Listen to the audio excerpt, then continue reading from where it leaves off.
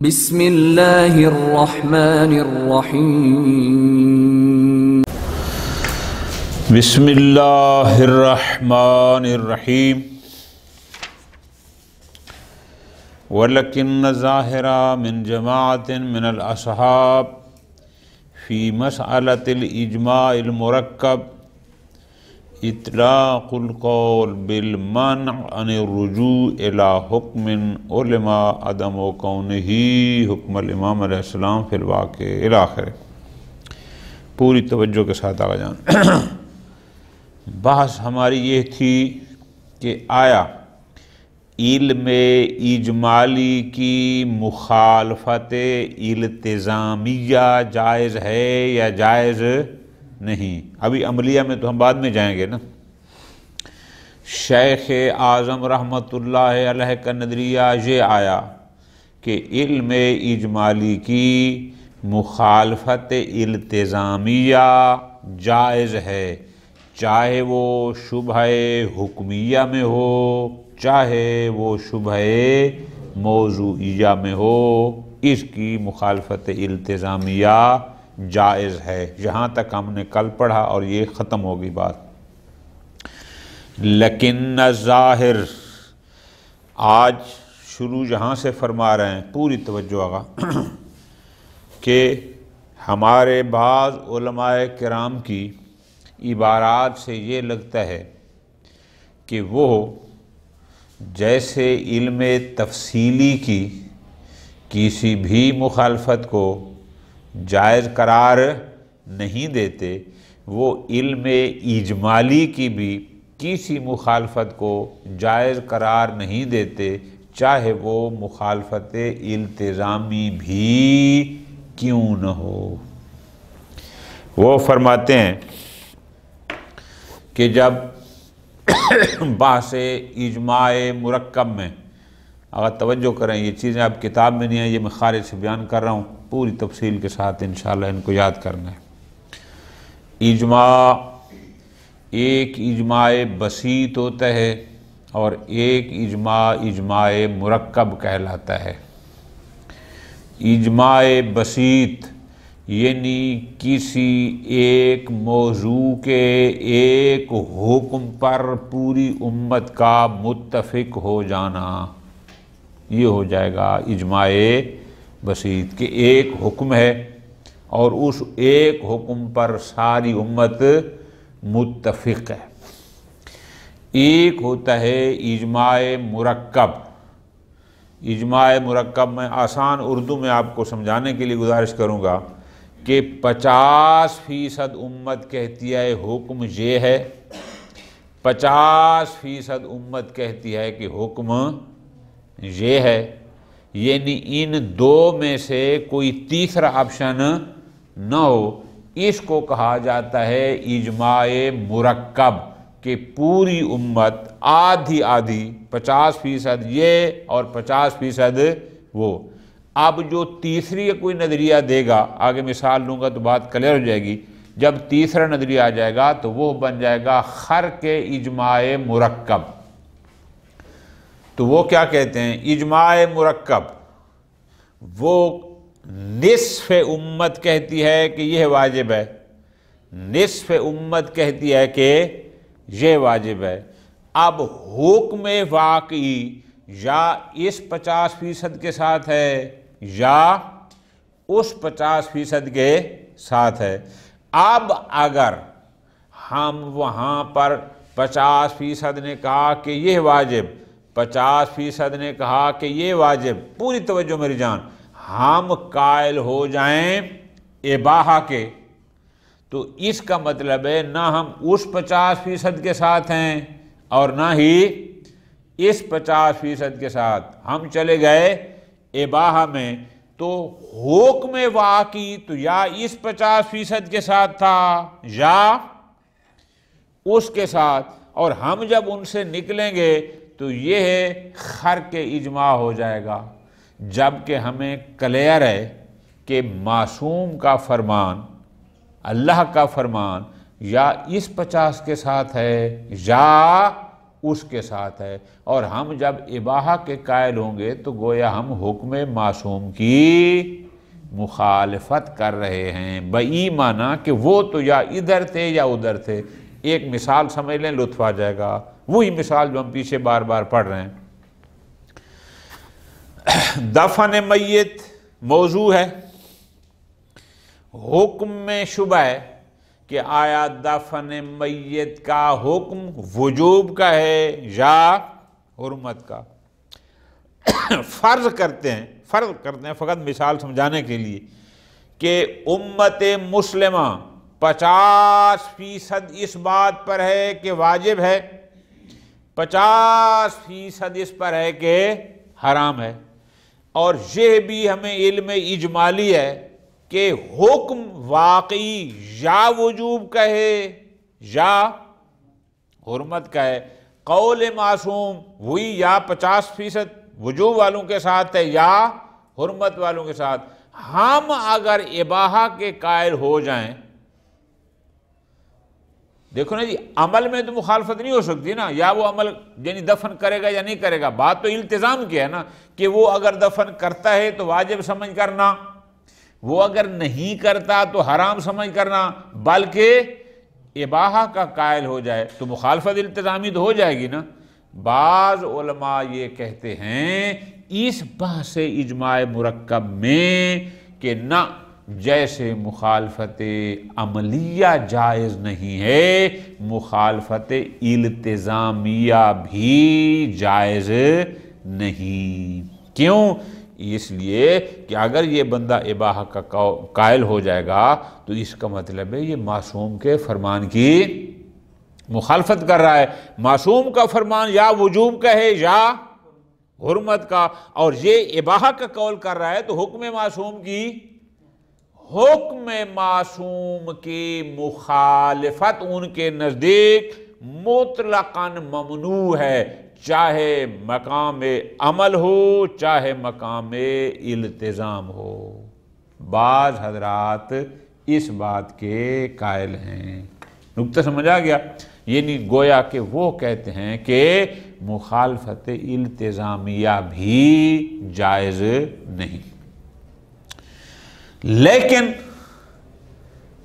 دوسری طرف انہی علماء میں سے کچھ علماء صراحت کے ساتھ دو ٹوک الفاظ میں یہ کہتے ہیں کہ علم اجمالی کی مخالفت التزامیہ جائز ہے، یعنی وہ وہاں پر اجماع مرکب میں بھی مخالفت التزامیہ کو ممنوع قرار نہیں دیتے۔ وہ کہتے ہیں عمل کی بات نہیں ہو رہی، بات ہو رہی ہے فقط التزام کی، عمل میں تو اس نے یا کرنا ہے یا نہیں کرنا، ٹھیک ہے جی، بات ہو رہی ہے فقط التزام کی، لہذا کوئی حرج نہیں ہے، آپ اصل جاری کر دیں دونوں میں، اور جیسے ہم نے کہا تھا اصل عدم وجوب اصل عدم حرمت اباحہ کے قائل ہو جائیں، اگرچہ ظاہری طور پر یہ اجماع مرکب کے خلاف ہے مثلا، لیکن وہ کہتے ہیں چونکہ آپ نے عمل میں مخالفت تو نہیں کی نا، فقط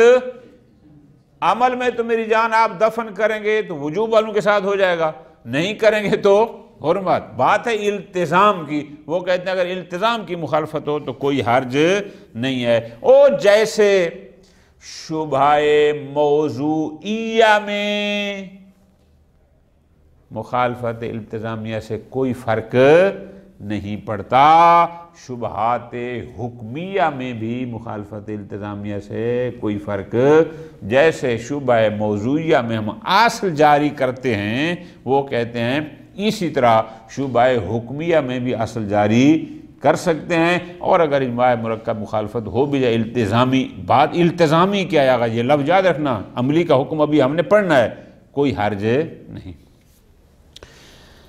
شیخ اعظم تھوڑی سی بات کر رہے ہیں ان کے ساتھ کہ جو یہ کہتے ہیں کہ جیسے شبہات موضوعیہ میں ہم اصول عملیہ کو جاری کر کے، توجہ فرما رہے ہیں نا، کیا کرتے تھے؟ اصول عملیہ کو جاری کرتے، وہ جو علم اجمالی تھا اس کے مخالف جاتے تھے نا، یاد ہے نا آپ کو وہ قسم اٹھانے والی، یہ تو کلیئر ہے کہ قسم اٹھائی تھی، لیکن اس کو شک کیا تھا کہ آیا وتی کرنے پر اٹھائی تھی یا نہ کرنے پر۔ اصل عملی، اصل عدم وجوب وتی، اصل عملی اصل عدم حرمت وتی، اس نے جاری کی اور اباحہ کے قائل ہو گئے۔ فرماتے ہیں فرق ہے، جب ہم شبہات موضوعیہ میں اصل عملی جاری کرتے ہیں، اس کا شبہات حکمیہ میں اصل عملی جاری کرنے سے فرق ہے۔ آپ ان دونوں کو ایک جیسا نہ کہیں، تھوڑا اور آسان کر دوں، یعنی کہنے والے نے یہ کہا کہ جیسے ہم شبہات موضوعیہ میں اصول عملیہ کو جاری کرتے ہیں کہ جو حکم واقعی کے منافی ہوتے ہیں، اسی طرح شبہات حکمیہ میں بھی اصل عملی کو جاری کیا جا سکتا ہے۔ شیخ اعظم فرماتے ہیں ان کو یہ قیاس مال فارق ہے، یعنی شبہات حکمیہ والی اصول عملیہ کو شبہات موضوعیہ والی کے ساتھ نہ ملائیں۔ وجہ، پوری توجہ، وجہ یہ ہوتا ہے کہ شبہات موضوعیہ میں کیا ہوتا ہے، ہمیں خود موضوع، اب ایک بات تھوڑی سی پیچھے جاتے ہیں، ہم نے بار بار یہ لفظ پڑھا کہ حکم کے لیے موضوع کا محرز ہونا ضروری ہے، جب تک موضوع نہ ہو اس پر حکم جاری، یہ کلیئر ہے نا کہ جب تک موضوع نہ ہو حکم آ ہی نہیں سکتا۔ وہ کہتے ہیں جہاں شبہ موضوعیہ ہوتا ہے تو اصل جب جاری کرتے ہیں تو یہ اصل اس موضوع کو اس حکم کے دائرے سے، مجرا سے خارج کر دیتی ہے، گویا یہ اس کا موضوع ہی نہیں۔ کیا مطلب؟ اسی مثال کو لیں، جب ہم نے اصل جاری کی، اصل عدم حلف علی الوتی، اصل یہ ہے کہ اس نے وتی کرنے پر قسم نہیں اٹھائی تھی، گویا ہم یہ کہہ رہے ہیں کہ یہ وہ عورت ہے جس پر سرے سے قسم اٹھائی ہی نہیں گئی وتی پر، تو اس کا مطلب ہے یہ حکم وجوب سے ہی خارج۔ تو جب اس کے موضوع میں نہ رہے گی، جب موضوع ہی نہیں ہے تو اس پر حکم کہاں سے آئے گا وجوب کا یا حرمت کا؟ لیکن شبہات حکمیہ میں موضوع محرز ہوتا ہے، وہاں پر موضوع کو آپ خارج، او جیسے دفن میت، یہ ہو گیا موضوع محرز ہے کہ ایک کافر کا میت پڑا ہے، میت الکافر، یہ ہے موضوع محرز ہے، اس میں کوئی شک، ہمارے پاس کوئی ایسا قانون نہیں ہے کہ ہم اس میت کافر کو میت کافر ہونے سے ہی خارج کر دیں، ایسی تو کوئی چیز، لہذا موضوع تو ہے محرز، صرف شک ہے اس کے حکم میں آیا وجوب یا حرمت۔ لہذا شیخ اعظم ایک لفظ کہہ رہے ہیں، اس لیے میں بار بار اس متوجہ کر رہا ہوں، لیکن القیاس فی غیر محلہ، پوری توجہ، کہ آپ جو کہہ رہے ہیں کہ جیسے شبہات موضوعیہ میں ہم اصول عملیہ کو جاری کر سکتے ہیں جو آپس میں متباین ہوتی ہیں، ایک کہتی ہے اصل عدم وجود، دوسری کہتی ہے اصل حرمت، اسی طرح شبہات حکمیہ میں بھی جاری کر سکتے ہیں۔ فرماتے ہیں لیکن القیاس فی غیر محلہ، بھائی آپ شبہات موضوعیہ کو شبہات حکمیہ کے ساتھ قیاس نہ کریں، یہ قیاس مع الفارق ہے۔ کیوں؟ بالکل مختصر الفاظ میں، اب اس کو لکھیں گے تب یاد رہے گا کیوں فارغ ہے۔ اس لیے کہ جب ہم شبہ موضوعیہ میں اصل جاری کرتے ہیں تو وہ اصل جاری کرنے سے وہ موضوع اس حکم کے موضوع ہونے سے ہی خارج ہو جاتا ہے، وہ اس کا موضوع رہتا ہی نہیں ہے تاکہ اس پر کوئی حکم ہے۔ لیکن شبہات حکمیہ میں ایسی کوئی چیز نہیں جو اس کو ان کے موضوع سے خارج کر دے۔ لیکن یہ تو ہو گیا، فرماتے ہیں ٹھیک ہے کہ ہم اس کو قیاس نہیں کرتے، لیکن اس کے باوجود بھی شبہات حکمیہ میں مخالفت التزامیہ ہو بھی جائے یا موضوع میں تو بھی ہمارے نزدیک کوئی فرق کیوں؟ اس لیے کہ اصل حکم امام کی مخالفت جو جائز نہیں ہے وہ ہوتی ہے مقام عمل پر۔ توجہ آقا، شارع نے آپ کو یہ کہا امر معصوم کی مخالفت جائز نہیں، تو تبادر آپ کا کس طرف جائے گا؟ یعنی مقام عمل پر مخالفت جائز نہیں۔ اور اگر شبہ ہو جائے کہ پتہ نہیں عمل ہے یا التزام، تو قدر متیقن کیا ہوگا؟ مقام عمل۔ ٹھیک ہے جی، تو لہٰذا ہمارے نزدیک اب بھی یہ ہے کہ اگرچہ اب اس کو پیرے بنانے ہیں نا، میں آپ کو نشاندہی کروں گا پھر آپ سمجھ آئیں گے۔ یعنی ایک پیرے میں یہ کہا کہ کچھ لوگ مخالفت التزامیہ کے جواز کے قائل بھی نہیں ہیں، دوسرے پیرے میں یہ کہا کہ کچھ لوگ صراحت کے ساتھ کہتے ہیں کہ مخالفت التزامیہ جائز ہے، لیکن وہ کیا کہتے ہیں؟ وہ کہتے ہیں شبہات حکمیہ میں اصول ایسے جاری ہوتی ہیں جیسے شبہات موضوعیہ میں۔ تیسرا پیرا شیخ اعظم کا یہ ہے کہ نانا آپ شبہات حکمیہ والی اصول عملیہ کو موضوعیہ والی اصول عملیہ پر قیاس نہ کریں۔ پھر چوتھا پیرا آ جائے گا یہ کہ ٹھیک ہے اس طرح چلو نہیں ہے، لیکن اس کے باوجود بھی مخالفت التزامیہ کیوں؟ چونکہ جہاں پر حکم امر معصوم سے مخالفت پر روکا گیا ہے اس سے تبادر ہے کہ مخالفت عملیہ نہ ہو، التزامیہ کا کوئی فرق۔ ہم نے تو پیچھے یہ بھی کہا ہے کہ علم اجمالی تو دور کی بات، اگر علم تفصیلی بھی ہو ولو وہ متولد من علم اجمالی ہو، تو علم تفصیلی کی بھی مخالفت التزامیہ کے عدم جواز پر ہمارے پاس کوئی دلیل عقلی اور نقلی موجود۔ جب علم تفصیلی کی مخالفت التزامیہ پر کوئی دلیل عقلی نقلی موجود نہیں ہے تو علم اجمالی کی مخالفت التزامیہ پر بھی کوئی دلیل، لہذا ہمارے نزدیک اب بھی اسی طرح مخالفت التزامیہ جائز ہے۔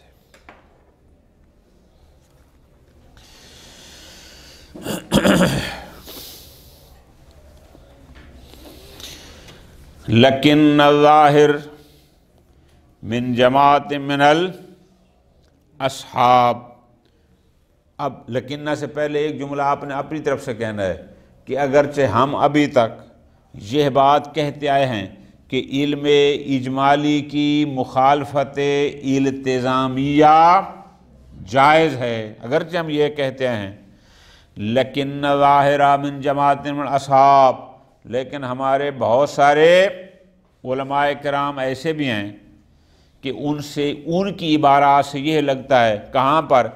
مسئلہ اجماع مرکب کی بحث میں۔ اب تھوڑی توجہ کرنا ہوگا، یہاں پر آپ نے لکھ لینا ہے کہ ایک اجماع مرکب ہوتا ہے، ایک اجماع بسیط ہوتا ہے۔ اب ان دونوں کی تعریف میں نے آپ کو لکھوا دی ہیں، وہ جا کرنا۔ اچھا، علماء سے کیا لگتا ہے؟ ان کی عبارات سے لگتا ہے اطلاق القول بالمان، کہ وہ کہتے ہیں نہیں علم اجمالی کی مخالفت اصلاً جائز نہیں مطلقہ، چاہے وہ مخالفت عملیہ ہو چاہے وہ مخالفت التزامیہ ہو۔ علماء کیا کہتے ہیں؟ بالمنع، وہ کہتے ہیں اصلاً جائز نہیں ہے، کس سے؟ عن الحکم، عن الرجوع الی حکم، کہ اس علم اجمالی سے جو اس کا ہمیں علم ہے اس حکم سے ایک ایسے حکم کی طرف رجوع کرنا کہ علماء جس کے بارے میں یہ علم ہو کہ عدم و کون حکم الامام فی الواقع، کہ واقع میں یہ حکم امام نہیں ہے، ایسے کسی حکم کی طرف رجوع کرنا جائز نہیں۔ میں نے آپ کو آسان مثال دی، اگر آپ توجہ کریں اسی نقطے پر رک کر، کیوں؟ اس لیے اجماع مرکب میں کیا تھا؟ 50% کہہ رہے تھے کہ یہ واجب، 50% کہہ رہے تھے کہ یہ حرام مثلا، اور آپ اباحہ کے قائل ہو جائیں گے تو آپ کو اس بات کا تو علم ہے نا کہ اباحہ والا قول معصوم کا قول امام یا ان کے ساتھ تھے یا ان کے ساتھ، ہم ان دونوں کو چھوڑ کر کسی اور طرف جائیں گے تو وہ کہتے ہیں اصلاً یہ چاہے میدان عمل میں نہ بھی ہو، فقط مرحلہ التزام میں بھی کیوں نہ ہو، اطلاق المن، وہ کہتے ہیں یہ جائز نہیں۔ وعلیہ بناؤ، اور اسی بنیاد پر ان کا نظریہ ہے کیا، وہ کہتے ہیں عدم جواز الفاصل فیما علم کون الفصل فیہ ترہن، وہ کہتے ہیں قول بالفاصل جائز نہیں ہے، کہاں پر، جب پتہ ہو کہ قول بالفاصل یہ قول امام علیہ السلام کو ترک کرنا ہے۔ ٹھیک ہے جی، اچھا یہ قول بالفصل کہاں ہوتا ہے، اس کو بھی سمجھ لو اگر سائل ہے نا، تاکہ باتیں آپ کو پتہ ہونی چاہیے۔ قول بالفصل یعنی قول بالتفصیل۔ ایک آسان مثال دیتا ہوں، یہ میرے اپنے ذہن میں یہ انشاءاللہ یہ آپ کو کبھی نہیں بھولے گی۔ ایک مسئلہ ہے کہ شوہر کے مرنے کے بعد آیا بیوی زمین میں سے حصہ لے سکتی ہے یا نہیں لے سکتی؟ توجہ فرما رہے ہیں نا؟ کچھ حضرات کہتے ہیں کہ جو بے اولاد ہے، جس کی اولاد نہیں ہے، چاہے اس کی اولاد ہے چاہے اولاد نہیں ہے، وہ زمین سے حصہ نہیں لے سکتی۔ یہ ایک نظریہ ہو گیا۔ ایک نظریہ یہ ہو گیا کہ چاہے اولاد ہے چاہے اولاد نہیں ہے، زمین سے حصہ لے سکتی ہے۔ یہ دو قول ہو گئے نا۔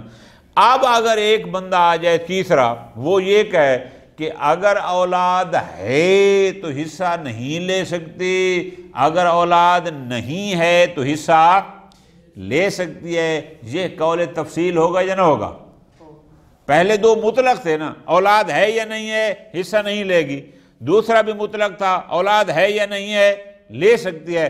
تیسرا بندہ آ جائے کہ وہ کہے کہ اس صورت میں لے سکتی ہے، اس صورت میں، توجہ فرمائی نا، اس کو کہتے ہیں قول بالفاصل، یعنی دو نظریے مطلق تھے اور ہمیں علم تھا کہ امام یا ان کے ساتھ ہے یا ان کے ساتھ ہے، اور یہ قائل ہو جائے کس کا؟ تفصیل کا۔ تو تفصیل کا قول کا قائل ہونا، اس کا مطلب ہے یہ معصوم کے قول کی اتباع نہیں کرا، اس لیے وہ کہتے ہیں کہ جیسے اجماع مرکب مخالفت جائز نہیں، اس طرح قول بالفاصل بھی جائز نہیں۔ خوب، یہ ہو گیا ایک نظریہ۔ نتیجہ کیا ہوا کہ ان کے نزدیک مخالفت التزامیہ کسی صورت میں جائز، اس لیے کہ یہ مخالفت التزامیہ ہوگی۔ ٹھیک ہے جی، امام یا ان کے ساتھ تھا یا ان کے ساتھ تھا، اور اس نے درمیان میں اور بات کر دی۔ خوب، یہ تو ہو گیا ایک۔ دوسرے پیرے میں فرماتے ہیں لیکن سرہ غیر واحد من معاصرین، لیکن ہم ادھر دیکھتے ہیں ایک نہیں، چند علماء، صاحب معالم، صاحب معارج، صاحب قوانین، فی تلک المسئلہ، وہ اسی مسئلہ اجماع مرکب میں، ایک تو وہ آ گئے نا جو کہتے ہیں جائز نہیں، یہ صراحت کے ساتھ کیا کہتے ہیں؟ وہ کہتے ہیں اذا اقتضى الاصلان حکمین، ہم نے ایک اصل جاری کی، اس اصل کے جاری کرنے سے حکم کوئی اور تھا، دوسری اصل جاری کی، اس کا حکم کوئی، جب دو اصلیں جاری کیں اور ہر اصل کا تقاضا ایک علیحدہ حکم ہے، یعلم بمخالفت احدہما، اور ہمیں پتہ ہے کہ یا اس اصل کے جاری ہونے پر جو حکم ہے یا اس اصل پر جاری ہونے پر جو حکم ہے ایک یقیناً مخالف واقع ہے، اگرچہ ہمیں اس کا علم بھی ہو، وہ کہتے ہیں بجواز العمل بکلہما، پھر بھی دونوں اصلوں پر عمل کرنا جائز ہے، صراحت کے ساتھ کہتے ہیں کہ جائز۔ وقاسہ بعضهم، صاحب فصول نے اس کو قیاس کیا علی العمل بالاصلین المتنافیین، کہ جیسے شبہات موضوعیہ میں ہم دو اصلیں جاری کرتے ہیں اور دونوں اصلیں آپس میں متنافی ہوتے ہیں، اس کا تقاضا کوئی اور ہوتا ہے، اس کا نتیجہ کوئی اور ہوتا ہے، اسی طرح حکمیہ میں بھی جائز ہے۔ تو شیخ اعظم فرماتے ہیں لَقِنَّ الْقِيَاسَ فِي غَيْرِ مَحَلِّهِ۔ اب دو باتیں ذرا لطف لینا ہے، پھر مزہ ہے۔ کیا؟ ایک بات ہے تمہاری دعویٰ کیا کہ مخالفت التزامیہ جائز ہے، اگلی بات آپ کر رہے ہیں کہ آپ شبہات حکمیہ کو قیاس کر رہے ہیں شبہات موضوعیہ پر، کہ جیسے شبہات موضوعیہ میں دو متنافی اصلوں کا جاری کرنا جائز ہے، حکمیہ میں بھی جائز ہے۔ فرماتے ہیں یہ قیاس فی غیر محل ہے، یہ درست نہیں۔ کیوں؟ یہ قیاس محل فارغ ہے، اس لیے کہ ہم نے پیچھے کہا تھا کہ ان الاصول فی الموضوعات، کہ شبہات موضوعیہ میں، موضوعات میں جب ہم اصل جاری کرتے ہیں تو وہ اصل حاکمۃ علی ادلۃ التکلیف، وہ دلیل حکم پر، دلیل تکلیف پر مقدم ہوتی ہے۔ کیوں؟ اس لیے کہ شبہ موضوعیہ میں جب اصل عملی جاری کرتے ہیں تو اس موضوع کو اس حکم کے مجرا سے خارج کر دیتی ہے۔ تو جب موضوع نہ ہوگا حکم کیسے آئے گا؟ حکم غیر موضوع کے تو آ ہی نہیں سکتا۔ مثال دے رہے ہیں اسی طرح جو ہم نے پیچھے پڑھی، مثلا فَإِنَّ الْبِنَاءَ عَلَىٰ عَدَمِ تَحْرِيرِ الْمَرْأَةِ عَلَىٰ عَدَمِ تَحْرِيمِ الْمَرْأَةِ، مثلا جب ہم یہ جاری کرتے ہیں کہ اس عورت سے وطی حرام نہیں ہے، کیوں؟ لِأَجْلِ الْبِنَاءِ بِحُکْمِ الْأَصْلِ، چونکہ ہم نے ایک اصل عملی جاری کی، کون سی؟ کہ عَلَىٰ عَدَمِ تَعَلُّقِ الْحَلْفِ بِتَرْكِ وَطِئَةٍ، کہ اصل یہ ہے کہ قسم ترک وطی پر نہیں تھی، جب نہیں تھی تو حرام بھی نہیں ہے۔ فَهِيَ خَارِجَةٌ، تو پس یہ عورات موضوع حکم تا حرمت وطی، گویا جب ہم نے کہا کہ یہ نہیں ہے تو یہ اس کے موضوع سے ہی خارج ہو گئی۔ ان موضوع الحکم بتحریم الوطِ من حلف علی ترک وطئہا، اس لیے کہ جب یہ اس کے موضوع حرمت میں ہی نہیں رہی، اسے ختم۔ وَقَضَى الْحُكْمُ بِعَدَمِ وُجُوبِ وَطِئہا لِعَدْلِ الْبِنَاءِ عَلَىٰ عَدَمِ لَحَلْفِ عَلَىٰ وَطِئہا، کیوں؟ فَهِيَ خَارِجَةٌ عَنْ مَوْضُوعِ الْحُكْمِ، موضوع حکم تھا وجوب وط، اور یہ اس موضوع سے ہی خارج ہے، چونکہ ہم نے کہا ہے کہ یہ اصلاً وہ ہے ہی نہیں کہ جس پر وطی پر قسم اٹھائی گئی تھی، یہ اس کے موضوع سے ہی خارج ہے۔ اب ھذا بخلاف شبہات الحکمیہ، لیکن شبہ حکمیہ میں ایسا، توجہ میری جان، اردو میں آسان جملہ آپ کو یہ یاد رہے گا کہ شبہ موضوعیہ میں جب اصل جاری کرتے ہیں تو وہ اصل اس موضوع کو حکم کے موضوع ہونے سے ہی خارج کر دیتی ہے، لیکن شبہ حکمیہ میں ایسا، وہاں موضوع محرز ہوتا ہے، وہاں موضوع سے خارج ہے وہی میت کافر، یہ موضوع ہے، ٹھیک ہے جی۔ کوئی قانون ہمارے پاس نہیں کہ جو میت کافر کو میت کافر ہونے سے خارج کرے، رہنا تو اس نے میت کافر ہے، البتہ حکم میں مسئلہ ہے۔ فرماتے ہیں فَإِنَّ الْأَصْلَ فِيهَا، چونکہ شبہ حکمیہ میں جب ہم اصل جاری کرتے ہیں مُعَارِضٌ لِنَفْسِ الْحُکْم، یہ اصل اس حکم کے معارض ہے جس حکم کا ہمیں علم ہے۔ توجہ کرنا میری جان، کیوں؟ ہمیں علم اجمالی تھا، یا میت کافر کا دفن حرام ہے یا واجب، ہم جب اصل جاری کر کے اباحہ میں جائیں گے تو ہمیں یہ تو کنفرم ہے نا کہ اباحہ حکم واقعی شاباش نہیں ہے۔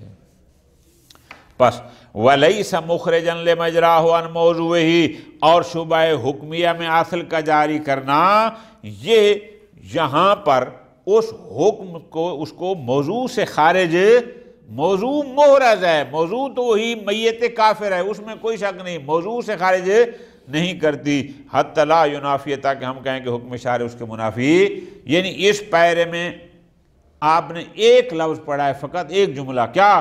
یعنی شیخ اعظم کہتے ہیں کہ آپ بے شک قائل ہو جائیں مخالفت التزامیہ کے جواز کے، لیکن اس کو شبہ حکمیہ میں مخالفت التزامیہ کے جواز کو قیاس نہ کریں شبہ موضوعیہ کی مخالفت التزامیہ پر۔ کیوں؟ شبہ موضوعیہ میں اصل کیا کرتی ہے؟ اصلاً اس موضوع کو اس حکم کے دائرے سے نکال دیتی ہے، جبکہ شبہ حکمیہ میں ایسا نہیں۔ لیکن آگے فرماتے ہیں لیکن ھذا المقدار من الفرق، اگرچہ درست ہے کہ شبہ حکمیہ اور شبہ موضوعیہ میں اصل عملی جاری کرنے میں فرق ہے، لیکن غیر موجد، لیکن اس فرق کا کوئی خاص فرق نہیں ہے، کوئی حل نہیں ہے۔ کیوں؟ اذ لازم من منافات الاصول لنفس الحکم الواقعی، چونکہ ہمیں پتہ ہے کہ ہم نے جو اصل جاری کی ہے، اس اصل کے نتیجے میں جو حکم ہوگا یہ حکم واقعی کے منافی ہے۔ فرماتے ہیں اذ لازم من منافات الاصول حتی مع العلم التفصیلی و معارضت اعلی، ہمیں پتہ ہے کہ حکم واقعی کے معارض جو اصل جائز نہیں ہوتی، حتیٰ کہ علم تفصیلی بھی ہو وہ جائز نہیں ہوتی۔ وہ کیا ہوتی ہے؟ وہ ہوتی ہے کہ کون العمل بالموصول موجباً لطرح الحکم الواقعی من حیث الالتزام، کہ ہمارا اصل پر عمل کرنا سبب بنے کہ ہم حکم واقعی کو من حیث الالتزام ترک کر دیں، چھوڑ دیں۔ لیکن فَإِذَا فُرِضَ ذَلِكَ، لیکن جب یہ اذا فرض جواز ذالک، لیکن اگر فرض یہ ہے کہ جناب من حیث الالتزام، مخالفت التزامی میں کوئی فرق نہیں ہے، کیوں؟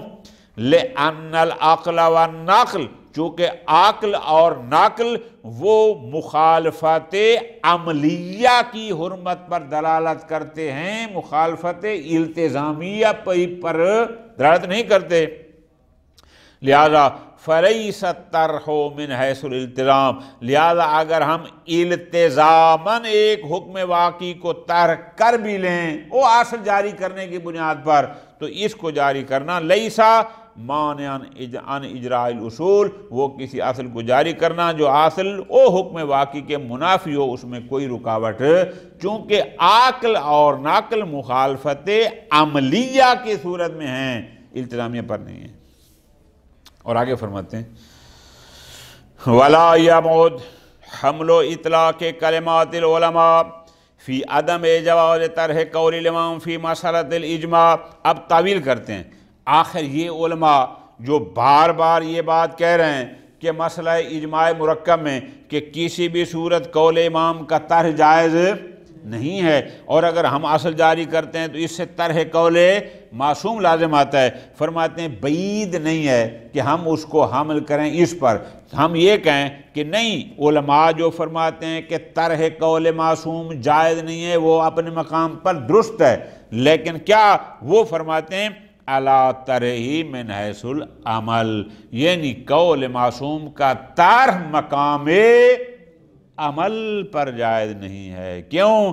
اذ هو المسلم المعروف من طرح قول الحجہ، لہذا وہ جو حکم ہے کہ حجت کا قول ترک کرنا جائز نہیں، ان میں سے جو مسلم اور مشہور ہے وہ ہے عملاً ترک کرنا، نہ کہ التزاماً، یعنی مخالفت عملیہ نہ کہ التزامیہ۔